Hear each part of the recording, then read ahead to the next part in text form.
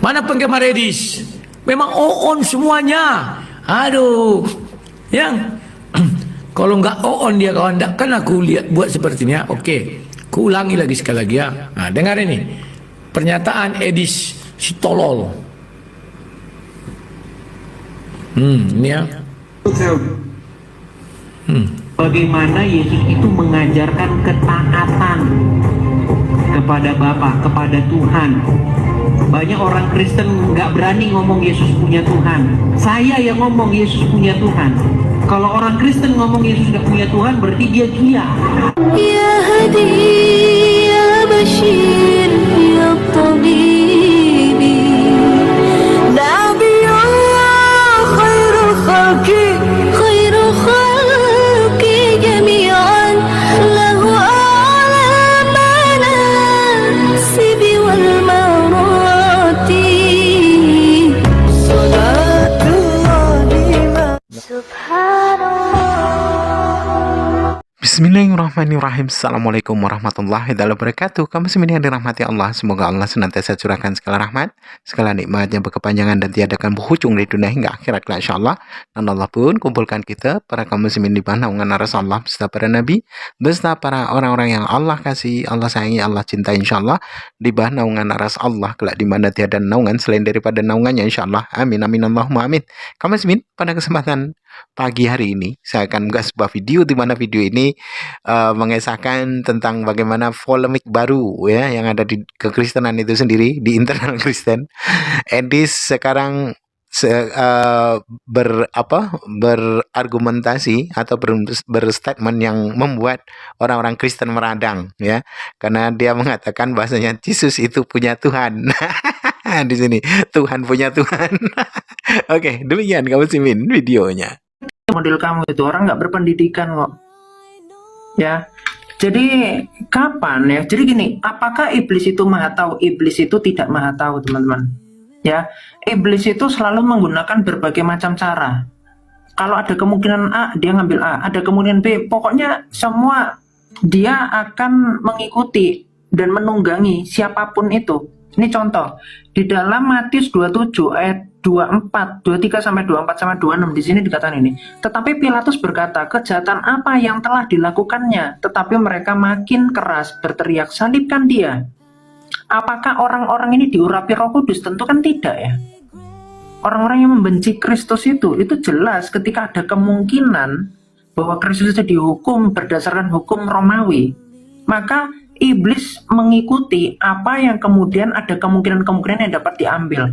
Maka dikatakan Pilatus melihat bahwa segala usaha akan sia-sia, maka sudah mulai timbul kekacauan. Ia membasuh tangannya di depan orang banyak dan berkata, aku tidak bersalah atas darah orang ini, itu urusan kamu sendiri. Lalu ia menyerahkan Yesus untuk disesah dan disalibkan. Dan ketika kita lihat ya, ini saya bukakan ayat. Waduh, Alkitabnya belum kebuka di laptop. Tak bukakan di HP aja ya. Jadi kalau kita lihat di dalam Matius 26 ayat 4, jadi kita tahu penyaliban itu intinya pembunihan ya. Di dalam Matius 26 ayat 4 dikatakan, dan mereka merundingkan suatu rencana untuk menangkap Yesus dengan tipu muslihat dan untuk membunuh dia. Terus di dalam Yohanes 13 ayat 2, mereka sedang makan bersama dan iblis telah membisikkan rencana dalam hati Yudas Iskariot anak Simon untuk mengkhianati dia. Itu inisiasi oleh iblis ya. Dan dikatakan juga oleh Kristus, Yohanes 8 ayat 44, iblislah yang menjadi bapakmu dan kamu ingin melakukan keinginan-keinginan bapakmu. Ia adalah pembunuh manusia sejak semula dan tidak hidup dalam kebenaran, sebab di dalam dia tidak ada kebenaran. Apabila ia berkata dusta, ia berkata atas kehendaknya sendiri. Jadi kalau kamu katakan rencana penyaliban itu adalah rencana Allah, berarti iblis mengikuti rencana Allah. Itulah kolaborasi keselamatan dalam konsep yang kamu pahami. Sedangkan bicara tentang prapengetahuan Allah di dalam Kisah para Rasul 4 ayat 27 sampai 28, Tuhan itu maha tahu atas segala sesuatu yang akan dikehendaki oleh ciptaannya. Artinya dia tidak pernah mengintervensi kehendak dari ciptaan. Itu yang diketahui oleh Tuhan. Jadi apakah Tuhan itu maha tahu sampai kepada penyaliban dan seterusnya manusia dan tahu Tuhan itu tahu? Dan makanya rencana keselamatan itu sudah ada sejak kekekalan, bukan berarti rencana penyaliban bedakan. Rencana penyaliban dikatakan oleh Tuhan dan itu dilakukan oleh iblis. Thank you.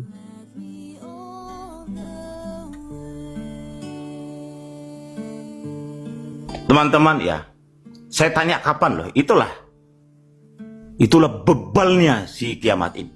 Saya tanya kapan? Berarti pada saat Injil Matius di Lukas ditulis. Berarti baru tahun 2025 kemarin. Kapan rencana iblis itu? Kalau kamu mengatakan pada saat Yudas, berarti Allah Bapa menggenapi rencana iblis yang dibisikkan kepada Yudas. Hingga sampai mencenun kamu umat kekristenan. Kapan rencana itu dibuat oleh iblis?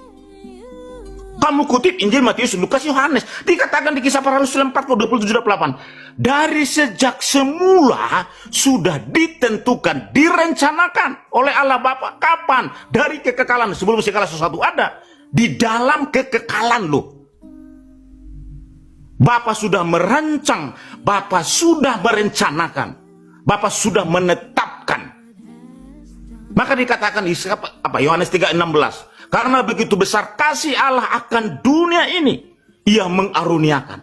Allah menjohirkan dirinya. Melalui siapa? Melalui firman-Nya. Berarti kalau misalnya bahwa penyaliban Kristus itu adalah atas kehendak, atas rencana, atau atas keinginan, maksud dan tujuan daripada iblis, berarti Allah Bapa menggenapi rencana itu pada saat Yudas itu. Jadi bukan dari sejak semula, berarti berlawanan dong dengan Kisah Para Rasul 4 ayat 27-28 ini teman-teman semua. Untuk melaksanakan segala sesuatu yang telah Bapa tentukan terlebih dahulu oleh kuasa dan kehendak Bapa. Ini nih dari sejak semula.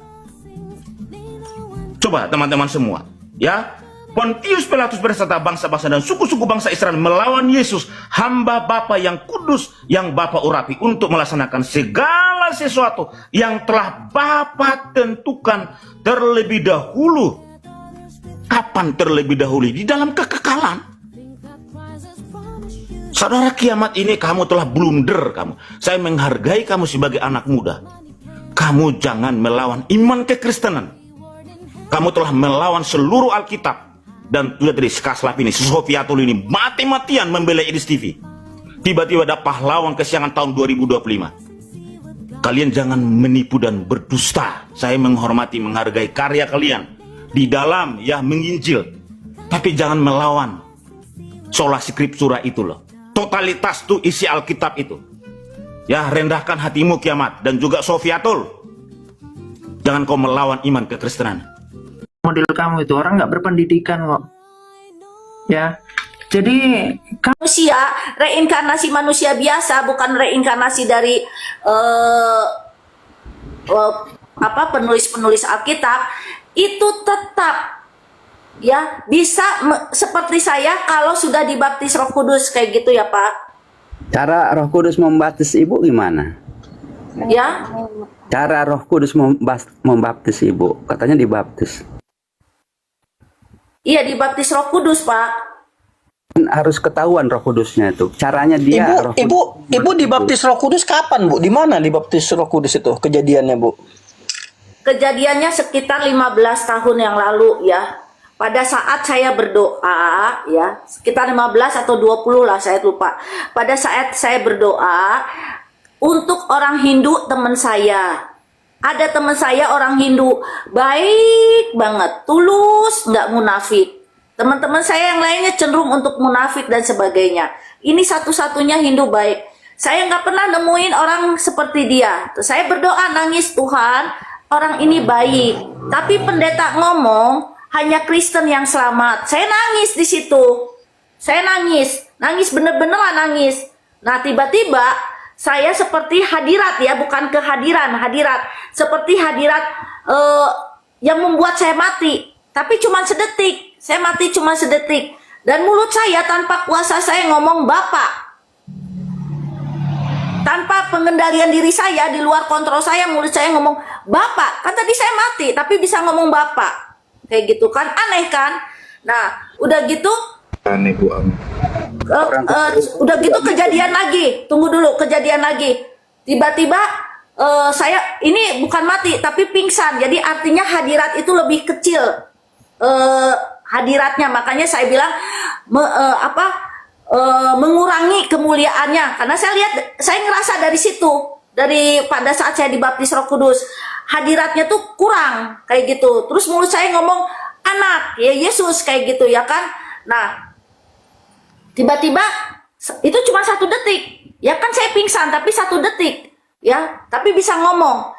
Nah tiba-tiba datang lagi Roh Kudus, enak dari ujung kepala sampai ujung kaki, kayak sembuh semua penyakit saya, kayak lega semuanya kayak gitu. Nah sesudah itu saya banyak kejadian aneh-aneh dalam hidup saya, macem-macem kayak gitu, yang di luar nurul lah, di luar akal lah, banyak. Nggak usah lah saya ceritakan, karena saya pakai Alkitab pun saya masih disebut halu, apalagi yang kejadian kesaksian yang saya alami.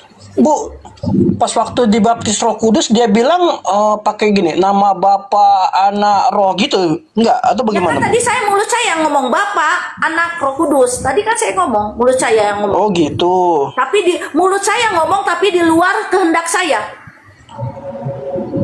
Waduh, Di luar kok bisa, kehendak Bu? saya. Karena kan saya yang pertama mati, yang kedua pingsan, yang ketiga baru pas Roh Kudus itu saya seger buger. Mati suri. Ya tapi 1 Enggak, detik. kalau katanya- ngomong Tapi di Ibu luar katanya- kontrol kesurupan bukan, Bu? Kesurupan bukan itu? Kalau kesurupan kan saya nggak sadar. Saya kesadar. Kan tadi saya lagi nangis. Saya mendoakan orang Hindu. Kejang-kejang teman-teman, ibu ini sadar Iya. sambil menangis. Manusia, reinkarnasi manusia biasa, bukan reinkarnasi dari penulis-penulis Alkitab, itu tetap ya bisa seperti saya kalau sudah dibaptis Roh Kudus kayak gitu ya Pak. Kecil hormatilah, karena kau nggak sopan. Gini, Loh, saya saya mau diskusi sopan, kopen. yang mengatakan Kalau kopen saya kamera nggak saya akan bisa layani kau, orang benar. membuat Saya itu Anda. mau kopen kamera. Yang nggak Kau kan sopan cari, itu saya Anda, tanya, Pak. kau nggak sopan, hormatilah orang tuamu. Yang tidak sopan Makanya itu kau Anda. anak yang nggak Semua pernah, orang tahu nggak, kok. saya nggak mau ribut. Saya mau diskusi sama Anda open kamera, karena semua orang Islam saya layani. Kalau kau nggak mau ya sudah nggak apa-apa. Jadi udah saya karena sebagai silakan. dari timur ke barat. Jangan Dari awal saya sudah bilang. Jangan gitu, jangan gitu, jangan gitu. Kita netral, jangan gitu. Biksu kita netral, biksu. Kita netral, kita internal gitu loh. Konsep kita hilang gara-gara kiamat. Oke, kita 1 jam saja. Kita karena memang ini mungkin adalah masalah internal Kristen. Ya saya. Enggak, saya nggak ada masalah. Enggak. Saya nggak masalah. Bagi saya udah orang bilang tenang. Saya udah tenang. Makanya saya diamkan dulu. Saya nggak mau diam. Biar saja kau ngomong. Kalau mau ajak diskusi dan saya, silakan Anda open kamera. Saya layani. Oke, itu saja Jangan komitmen suka saya. ngomongin orang di belakang. Nah, kamu yang suka ngomongin introspeksi diri, kiamat. Kita sabar dulu, ada Introspeksi Pak. diri. Salam Kak Fai. Kau ngomong saya diam. Jangan kau kayak banci yang cuma larikan diri. Ya, jangan. Sudah. Saya kan maunya gentleman. Kamu kan banci nggak mau open kamera. Gini. Udah open kamera aja lah, baru kita diskusi fair. Open kamera lah. Gini loh Pak. Kalau saya mau open kamera, saya akan layani kau open kamera. Enak loh. Orang tua kok nggak punya sopan Loh, santun ya? yo anak yang nggak punya sopan santun kok gimana saya datang Sudah. baik-baik? Saya tanya sama host dulu, sebentar. Saya nggak ada dari Saya datang dengan sopan nggak? Saya datang dengan sopan nggak? Kalau kalian ada masalah, saya beri waktu untuk menyelesaikan gitu. Ini internal. Iya, saya mau menjelaskan diskusi dengan orang open kamera. Silakan, open kamera. Kita layan, saya layan. Tapi gini Pak Bobo, maaf ya, aku di tengah-tengah gini, di tengah-tengah ini. Orang kedua nggak usah campur, diam aja. Saya juga tidak tahu. Oke, silakan. Ya, jangan maksudnya gini maksudnya gini Pak Bom, jangan juga kita sama-sama tahu lah di dunia pertiktokan pernah peluang katanya para senior yang tidak pernah open cam itu tujuannya untuk apa kita tahu. Tapi jangan Peduli, saya nggak peduli, itu urusan Anda.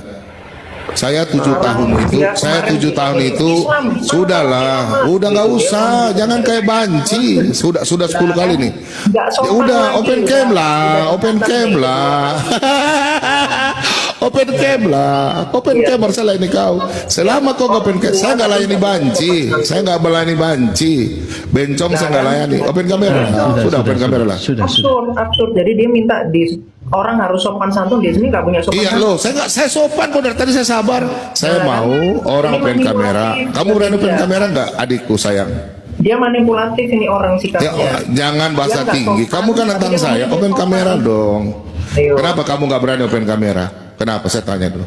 Itu hak saya dong. Hak saya juga, sama dong. Ini hak saya juga dong. Iya, tapi Anda untuk menghina seperti itu. Loh, saya menghina apa? Menunjukkan bahwa Anda siapa yang menghina? Bukanlah hamba Tuhan. Siapa yang menghina? Saya bilang kalau lawan saya, sebentar dulu, saya masih ngomong. Kamu kan cari ribut. Saya udah calling down, saya udah santai. Sekarang kamu ngajak saya. Loh, gimana sih? Saya bilang kamu banci karena saya naik santai-santai. Saya duluan naik, kamu cari keributan, ajak saya diskusi. Kalau begitu open kamera dong. Saya nggak takut open kamera. Nggak layak orang seperti ini untuk diteladani, nggak layak. Oh, ini kan sudah framing kan? Kamu orangnya baik. Sebentar dulu kiamat. Kamu sudah menghakimi. Sebentar tanya. Kamu kan sebentar kiamat. Sabar dulu kiamat. Sabar. Kiamat kan sudah menghakimi saya, wajah saya orang tahu. Menghakimi. Sekarang orang nggak tahu Anda. Nah, sebentar. Tolong tangani, Os. Kalau kamu begini saya nggak bakalan naik lagi, Os. Ya, sebentar. Silakan. Kalian kan apologet besar, tunjukkan martabat kalian kalau memang di sini ada diskusi. Betul. Biar semua yang di bawah itu tercerahkan. Dan ini saya janji siapapun yang di bawah yang muslim itu saya bisukan, saya blokir. Ini adalah masalah internal Kristen, gitu loh. Kalian juga sama-sama punya hak di atas untuk berbicara. Saya tidak mempermasalahkan mau on cam atau tidak.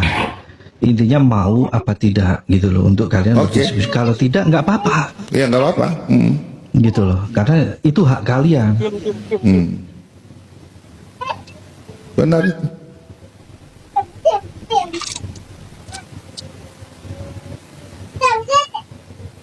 Jadi begitu ya kiamat ya.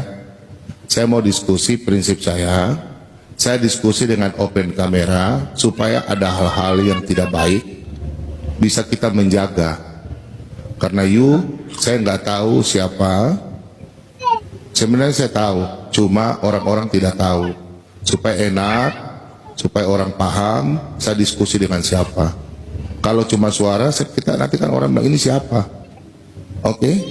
Saya sudah calling down, saya berusaha sabar, supaya enak, supaya pada waktu diskusi tidak ada bahasa lain. Saya sudah nonton video Anda dengan Pak Budi, Anda tidak rasa hormat sama orang tua. Bahasa Anda kurang bagus, makanya saya maunya Anda open kamera supaya kita diskusi enak dan sopan dan enak. Islam saja saya layani dan tenang. Oke? Terima kasih. Kau mau terima tidak, up to you. Oke, begitu host ya. Itu permintaan dari saya. Oke, saya tanggapi ya. Jadi ketika Anda ini kan orang tua ya, minta dihormati oleh orang muda, tetapi pada kenyataannya Anda sendiri nggak punya rasa hormat. Itu saya kira cara pembulian yang jangan framing, saya potong. Saya potong tetap. Jangan framing, saya potong. Jangan dipotong. Saya potong jelas, saya potong. Ya udah nggak bisa, ini bukan diskusi. Begini kiamat. Saya nggak pernah singgung Anda. Dengar dulu ya. Dengar dulu. Enggak. Jangan kau saya sudah calling down. Ini permintaan orang calling down.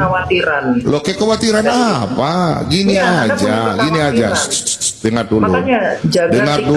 Dengar dulu. Kuasai dirimu. Milikilah. Kau yang kuasai kiamat. Kau yang kuasai kiamat sebelum kau makan garam. Sebentar kiamat. Loh, kau punya bicaramu tuh pedis. Kau berani ngomong karena kita nggak tahu kau siapa. Bukan panas. Loh, nggak apa-apa kau sebentar tanya. Kau hina-hina saya di roomnya Maslab, di ruangnya WK. Saya ada. Loh, sebentar dulu Zenu. Kau hina-hina saya. Kau dengar? Kenapa saya suruh kau open kamera? Karena kau panggil KKB. Kau tahu nggak KKB? Loh, Anda kan menghina Jawa kemarin. Loh, saya bilang adat istiadat itu kau tidak seperti kau punya adat istiadat. Jangan kau pelintir. Kau kasih tunjuk rekam. Iya, karena didikan orang tuamu, kau nggak ada. Kalau kami itu adat istiadat kami itu kuat. Enggak. Jangan kau pelintir. Jangan kau pelintir. Jangan kau pelintir. Nggak ada. Kau tunjukkan rekamannya. Kau jangan pelintir. Kau jangan bohong. Apa yang dipelintir, coba? Jangan bohong. Jangan bohong. Kau jangan pelintir. Kau tunjukkan rekaman. Kalau saya menghina kau, tunjukkan rekaman. Oke, saya tunjukkan rekamannya. Ini Ya dengarkan silakan. semuanya. Ya silakan. Dengarkan ini suaranya ya. Silakan.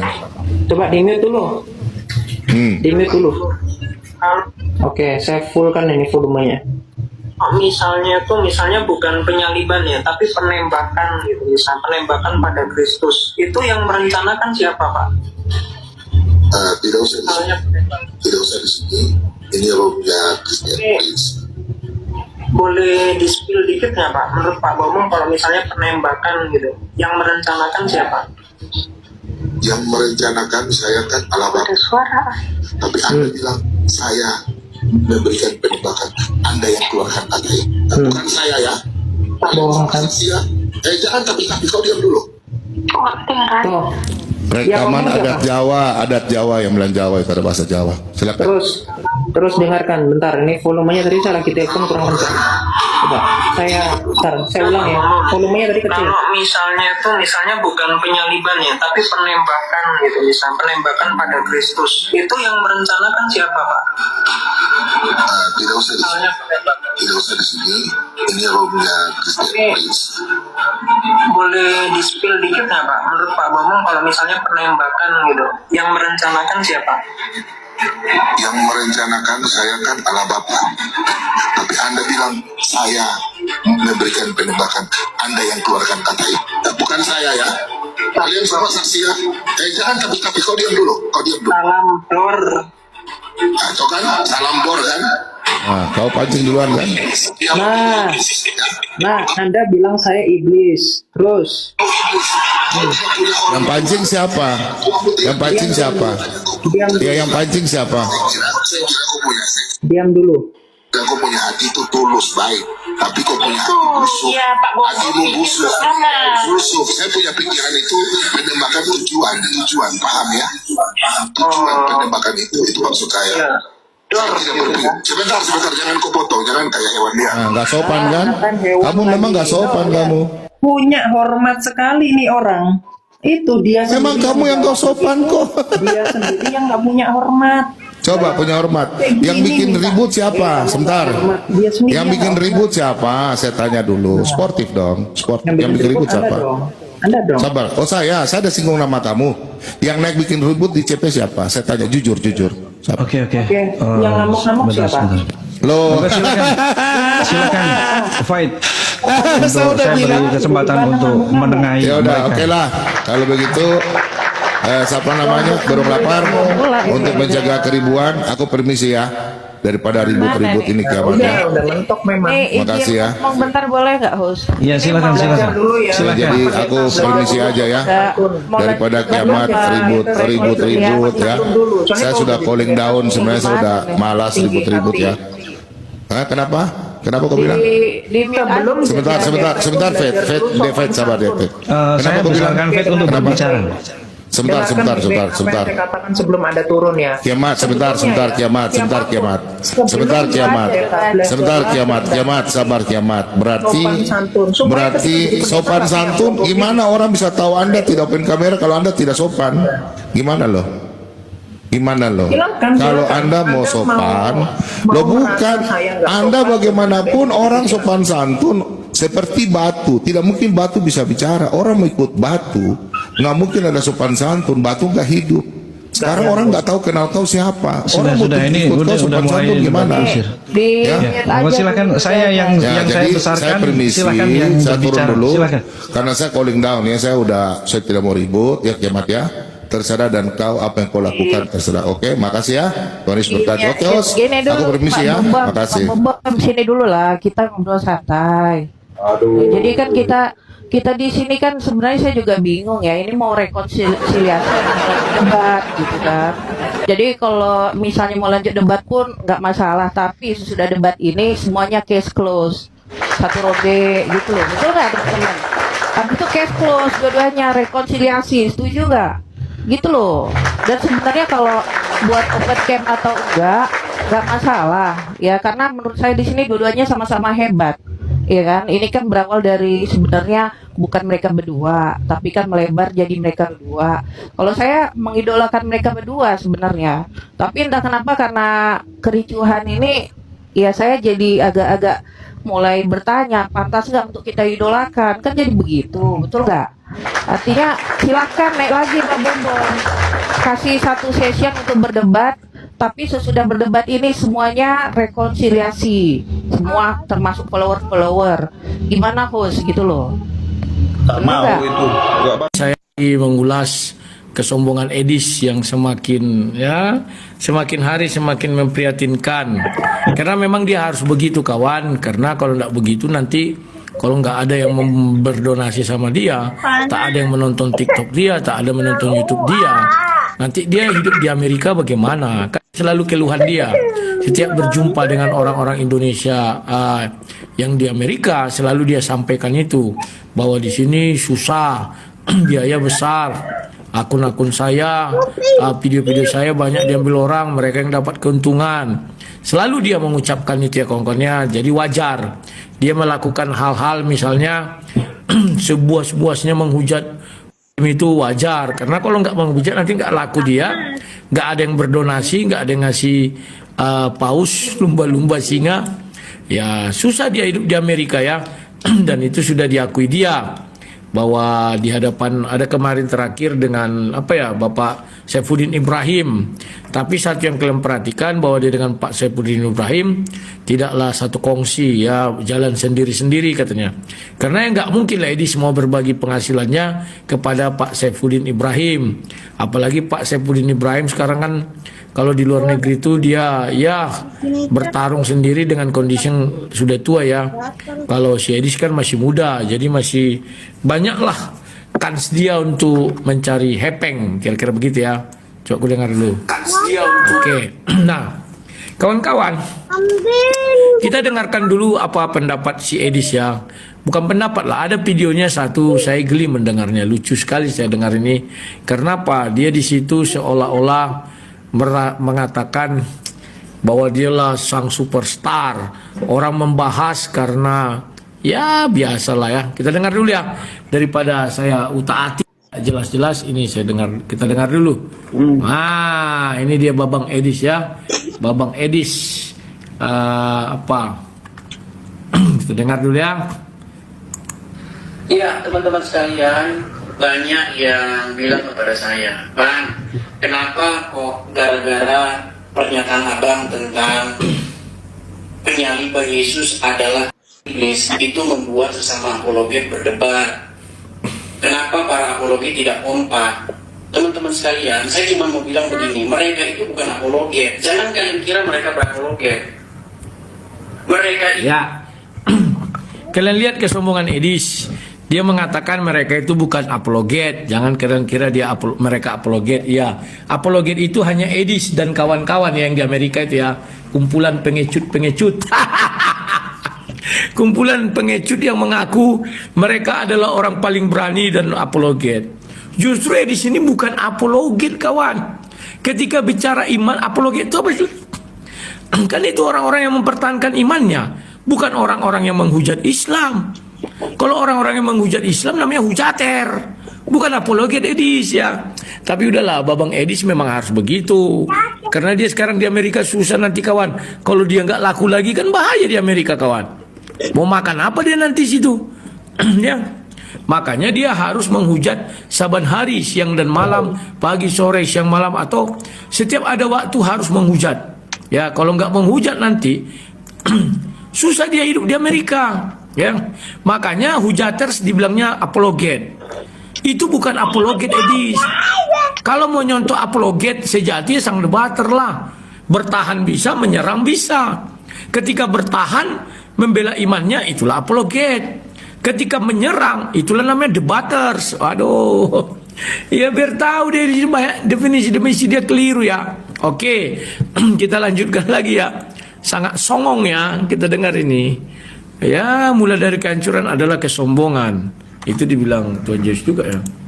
Itu adalah orang-orang yang sirik, yang tidak senang karena channel atau tempat mereka itu sepi, nggak ada yang nonton. Jadi mereka Ya. Dia mulai mengatakan tempat mereka itu sepi, tidak ada yang nonton. Lah perasaan yang nonton Esra Soro banyak, yang menonton Andre Tunggal banyak, yang menonton siapa lagi ya? Si Mel Atok banyak, yang menonton macam lah. Dan ini bentuk kesombongan sadis, seolah-olah yang menonton dia itu banyak karena dia berapologet. Bukan, yang menonton dia itu banyak karena dia menghujat.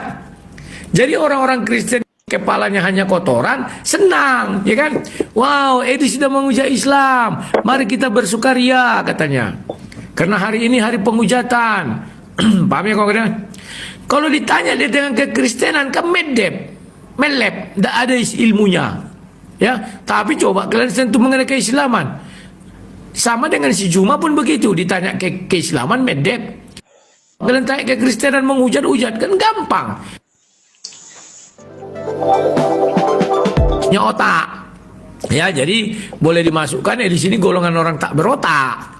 Tapi ketika dia berapologet, itu baru menggunakan otak. Tapi karena kebiasaan dia tidak menggunakan otak, maka di sini pun dia tidak berotak. Ya, dia mengatakan orang lain tidak apologet, hanya dia sendiri apologet. Jalannya dari mana? Berarti menurut dia yang membahas kan ada kemarin di ruang bom-bom, ada sopkatul bekatul tementul-mentul, juga bukan apologet kata dia, tapi orang pansos kepada Syedis. Oke, kita ikuti lagi. mereka harus menggoreng ataupun membahas pernyataan saya supaya mereka rame. Ya, harus menggoreng pernyataan saya supaya mereka ramai. Ini nggak diketahui Syedis. Memang mungkin tidak ada sekolahannya ini ya, boleh kukatakan. Aku dulu juga membuat pernyataan, dan pernyataanku itu juga heboh ya. Ketika aku bilang Yudas masuk surga. Tapi apakah aku mengatakan setiap orang yang mengkritik aku katakan wah dia pansos sih? Enggak. Tapi apa aku bilang? Ayo masuk kau ke roomku, kita laga ilmu kan begitu ya. Masuk ke roomku, saya mendalilkan, saya harus bisa mempertahankan dalil saya. Bukan kayak Syedis, pengecut, yang ngomongnya ngelantur-ngelantur. Kalau dimasukkannya dilihatnya Kristen agak lugu-lugu kayak tadi ada kulihat apa kan? Ya menurut kau ini karya keinginan siapa membunuh? Alah. Yang ditanya orang Oon itu membunuh, itu keinginan iblis. Aduh. Dia nggak mengerti membunuh menurut definisi siapa? Definisi manusia kah? Definisi Tuhan kah? Apa definisi iblis? Definisi manusia, iblis dan Tuhan itu pembunuh. Pegang cakapku ini. Definisi manusia, iblis dan Tuhan itu pembunuh. Nah, itu biar kalian tahu. Aku telurkan ini dalilku. Aku bersedia diuji. Suruh profesor doktor hantu belau teologi, tak siapapun, buktikan menurut manusia Tuhan dan iblis pembunuh. Nah itu dasarnya apa sang debater? Loh, Sodom dan Gomora kan dibunuhi Tuhan semua manusia itu. Zaman Nabi Nuh kan dibunuhi semua orang itu. Kalau menurut manusia. Tapi kalau menurut Tuhan dia nggak membunuh. Loh, aku yang punya kok, suka-suka akulah. Aku menghukum bukan membunuh. Paham ya? Sudah beda definisi kan? Jemputlah di dalam itu dia suruh. Kok nggak di luar situ merokok? Paham ya? Jadi kawan-kawan, sudut pandang manusia, sudut pandang Tuhan itu berbeda. Bagi manusia Tuhan itu ketika membunuh Sodom dan Gomora, andai kata kau ada di situ, sadis sekali nih, siapa yang meluncurkan meteor-meteor ini? Paham ya? Tapi bagi Tuhan dia nggak sadis, nggak pemarah, nggak pembunuh. Tapi saya penghukum karena itu hak saya menciptakan. Contoh, saya ciptakan ini. Bisa nggak suka-suka saya terhadap ciptaan saya? Bisa. Mau saya ambil paku, saya palu gini, ada nggak yang bisa protes? Ciptaan saya ini bisa protes nggak kepada saya? Nggak bisa. Ya. Paham ya? Oke, kita lanjutkan lagi. Aduh, kacau orang-orang ini. Jadi mereka itu mamon, mereka bukan apologet. Nah, mereka mamon, mereka bukan apologet. Inilah edisi ini, muncungnya lidahnya bercabang. Dituduhnya semua apologet Kristen mamon, cuman dia nggak mamon. Lawak. Padahal dia setiap ketemu orang Indonesia selalu cerita, saya ke sini 100.000 US dollar saya bawa. Saya mau makan susah, kos susah. Tentu dia mamon juga cari uang. Paham? Siapa yang membantu ini dana? Udahlah sesama cari uang, nggak usah ribut. Kayak saya slow, nggak pernah bilang, wah kau mau gini-gini, biarin saja. Ya. Dari dulu selalu saya bilang, siapa yang mengatakan mamon orang lain, stop semua iklan, stop semua koin, stop semua yang menghasilkan uang, itu baru cap main. Paham ya? Itu baru nggak mamon. Tapi selagi kau monetisasi hidup, koin masih berjalan, kau juga mamon. Banyak kali cerita kau di munafik. Setelah dia di Amerika, dia jadi munafik. Kenapa? Karena munafik yang bisa menyelamatkan dia. Kalau dia jujur, tidak mau nanti orang berdonasi sama dia kayak saya berani frontal. Paham ya? Dia menyadari dia sekarang di atas angin. Makanya semua orang ini di bawah kaki dia. Kan dibilangnya tidak ada yang apologet itu cuma saya. Mereka itu menumpang kepada saya. Padahal anak ini tidak tahu diri. Dulu dia itu nangkring di tempat saya terus. Dari Lampung dia nangkring. Sampai di Skype pun saya dikejar untuk bisa berdialog. Saya izinkan. Tapi tidak pernah saya bilang dia mau pansos sama saya. Mana saya bilang sama semua orang, wah di sini anak muda yang bagus, yang hebat. Tiba-tiba keluar pernyataannya bahwa semua tidak ada yang berapologet, cuma dia yang berapologet. Kan kurang ajar anak ini kawan. Paham ya? Tapi saya begitu pun saya, kalau kalian mau bantu dia silakan. Karena nanti di Amerika sulit dia hidup. Saya mengulas kesombongan Edis yang semakin hari semakin memprihatinkan. Karena memang dia harus begitu kawan. Karena kalau tidak begitu nanti kalau nggak ada yang berdonasi sama dia, tak ada yang menonton TikTok dia, tak ada menonton YouTube dia, nanti dia hidup di Amerika bagaimana? Kan selalu keluhan dia. Setiap berjumpa dengan orang-orang Indonesia yang di Amerika, selalu dia sampaikan itu bahwa di sini susah, biaya besar, akun-akun saya, video-video saya banyak diambil orang, mereka yang dapat keuntungan. Selalu dia mengucapkan itu ya kawan-kawannya. Jadi wajar dia melakukan hal-hal misalnya sebuah-sebuahnya menghujat itu wajar. Karena kalau nggak menghujat nanti nggak laku dia, nggak ada yang berdonasi, nggak ada yang ngasih paus, lumba-lumba, singa. Ya susah dia hidup di Amerika ya. Dan itu sudah diakui dia. Bahwa di hadapan ada kemarin terakhir dengan Bapak Saifuddin Ibrahim. Tapi satu yang kalian perhatikan bahwa dia dengan Pak Saifuddin Ibrahim tidaklah satu kongsi ya, jalan sendiri-sendiri katanya. Karena yang nggak mungkin lah Edi semua berbagi penghasilannya kepada Pak Saifuddin Ibrahim. Apalagi Pak Saifuddin Ibrahim sekarang kan kalau di luar negeri itu dia ya bertarung sendiri dengan kondisi yang sudah tua ya. Kalau si Edis kan masih muda, jadi masih banyaklah kans dia untuk mencari hepeng, kira-kira begitu ya. Coba aku dengar dulu. Oke. Nah, kawan-kawan, kita dengarkan dulu apa pendapat si Edis ya. Bukan pendapat lah, ada videonya satu, saya geli mendengarnya, lucu sekali saya dengar ini. Karena apa? Dia di situ seolah-olah mengatakan bahwa dialah sang superstar. Orang membahas karena ya biasalah ya. Kita dengar dulu ya, daripada saya utak-atik jelas-jelas ini kita dengar dulu. Nah, ini dia Babang Edis ya. Babang Edis kita dengar dulu ya.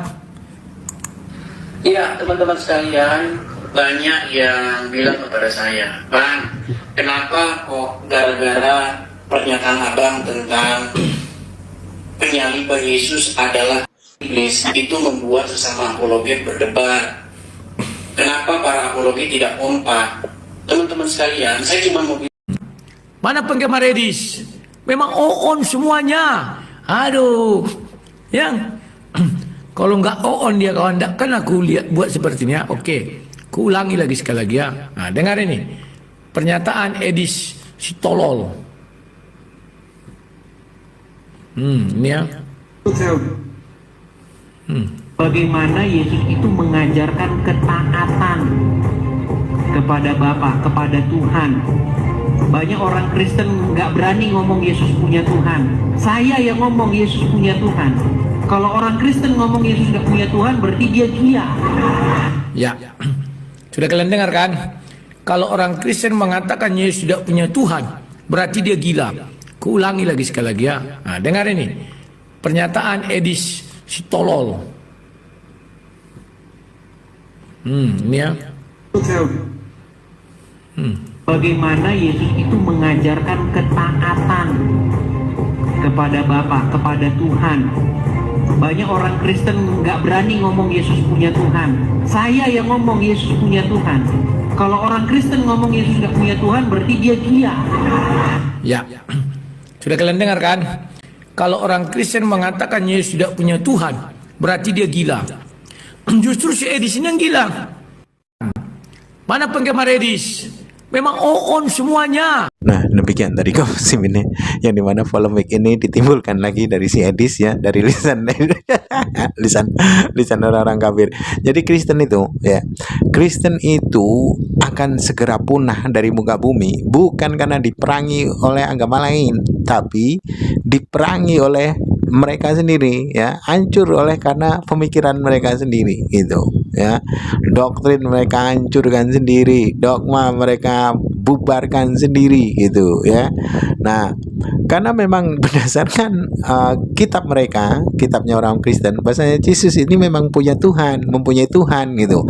Dia menyembah kepada Tuhan. Contoh ketika ia berdoa, dia berdoa kepada Tuhan, tak mungkin berdoa kepada dirinya sendiri ya. Lalu ketika ia bersujud menyembah ya kan, nah itu bersujud menyembah kepada Tuhan, tidak mungkin bersujud kepada dirinya sendiri ya kan.